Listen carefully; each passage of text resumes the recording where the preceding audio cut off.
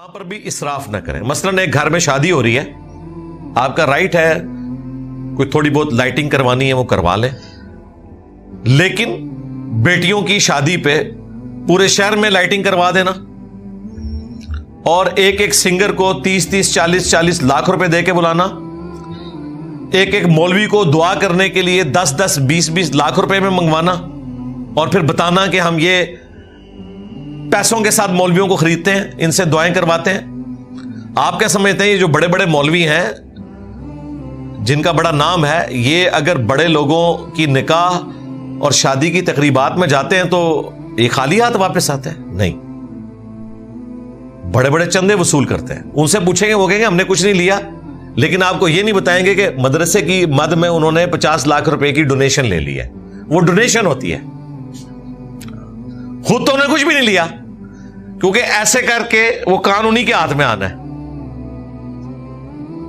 جی مسجد میں چندہ ڈال دیں, جی مدرسے دی چندہ بک ہے اس میں ڈال دیں.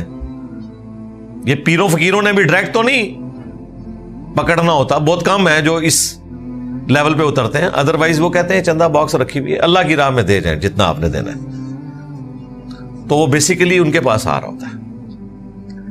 باپا جانی الیاس قادری صاحب نے تو جو چندے کے باکسز لگائے ہوئے نا, ان پہ اتنی موٹی سٹیٹمنٹ لکھی ہوئی ہے کہ جس باکس میں آپ چندہ ڈال رہے ہیں نا, اس چندہ کھولنے والوں کو کلی اختیار ہے جہاں پہ بھی خرچ کریں, یہ لکھا ہوتا ہے. آپ ان سے پوچھیں یہ آپ نے کیا سٹیٹمنٹ اوپر لکھوائی ہے, وہ کہتے ہیں ہم اس لیے لکھواتے ہیں کہ بسا اوقات لوگ جو ہیں وہ پیسہ زکوٰۃ کی مد میں دیتے ہیں, بعض اوقات وہ صدقہ اور خیرات کی مد میں دیتے ہیں, وہ کنفیوژن کا شکار ہو جاتے ہیں کہ ہم نے کون سے باکس میں ڈالنا ہے کون سے میں نہیں ڈالنا. پھر ہمیں بھی یہ اس حوالے سے خطرہ ہوتا ہے کہ ڈالا تو اس لیے تھا, ہم نے یوز تو کہیں اور کرنا ہے, یوز تو کرنا ہے مدنی چینل کے اوپر. انہوں نے ڈالا تھا غریب بچوں کی روزی روٹی کے لیے جو مدرسے میں پڑھ رہے ہیں, تو وہ کلی اختیار لکھ کے تو کہتے ہیں ہم اللہ کے حضور بچ جائیں گے کہ ہم نے تو لکھا ہوا تھا کلی اختیار ہے. اب تو خیر انہوں نے چندہ باکس بھی علیحدہ کر لیے کہ اس میں آپ مسجد کے لیے ڈالیں گے, اس میں آپ صدقات ڈالیں گے, اس میں آپ یہ کریں گے, بلکہ وہ جنت کی گارنٹیاں بھی ہیں جو اس رمضان میں اتنے پیسے دے دے تو اس کے لیے اسپیشل دعا ہوگی, اس کو فلاں جنت مل جائے گی. یہ سارے کے سارے تماشے شروع ہوئے ہیں.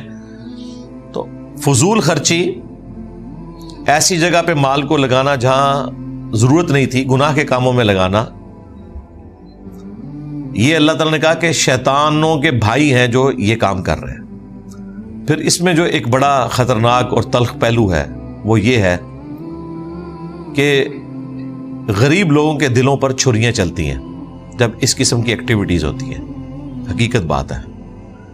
میں آپ کو اپنا بتاؤں نا, میں یعنی اپنے گھر کے لیے کوئی سودا سلف کوئی فروٹ لے کر آ رہا ہوں نا, تو میری خواہش یہ ہوتی ہے کہ مجھے محلے میں کوئی دیکھے نا اس حال میں کہ میرے ہاتھ میں کوئی لفافہ ہو.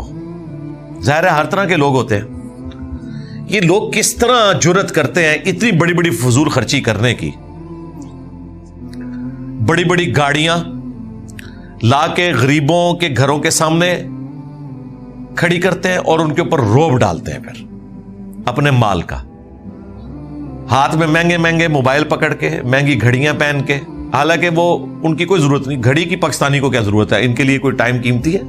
یہ تو دودھ پتی کا کپ پینے کے لیے 1 گھنٹہ ہوٹل پہ بیٹھے رہتے ہیں, آدھا گھنٹہ انتظار کرتے ہیں, 5 منٹ میں دودھ پتی پیتے ہیں, اس کے بعد آدھا گھنٹہ مزید گپیں مارتے ہیں.